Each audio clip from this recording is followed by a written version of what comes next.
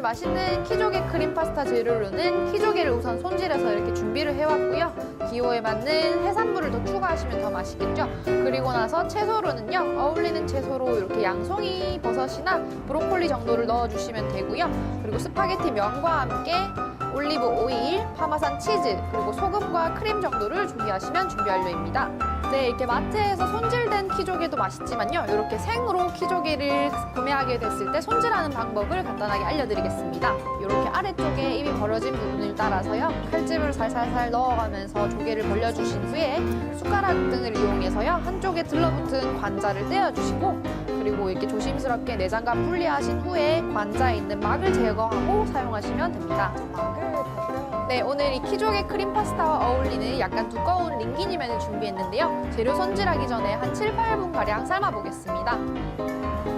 파스타면을 삶는 동안에요. 가볍게 채소 손질을 해볼 텐데요. 저는 오늘 맛있는 양송이와 브로콜리, 양파까지 준비를 해봤고요. 그리고 이 잡내를 없애줄 마늘 조금 넣어주시면은 이 키조개 비린내를 확 잡을 수 있으니까 한번 손질해보겠습니다.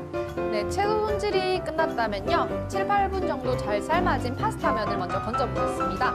이 건진 파스타는요. 오일로 살짝 코팅을 해주시면 좋습니다. 면수도 버리지 말고 조금 건져주세요. 손질한 키조개예요. 관자는요. 오늘 슬라이스를 해줄 거고 날개살은요. 한입 크기로 한번 썰어보겠습니다.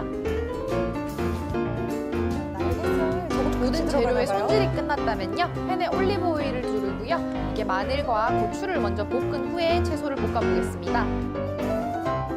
단단한 채소가 어느 정도 볶아졌다면요. 이제 해산물을 넣어줄 차례인데요. 키조개가 싱싱하기 때문에요. 너무 오래 볶지 않도록 합니다.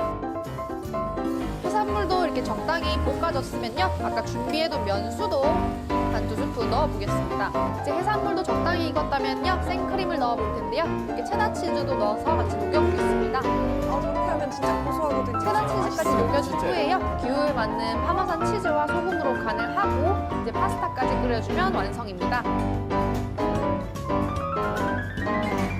우리 선생님 그 뒤집는 기술이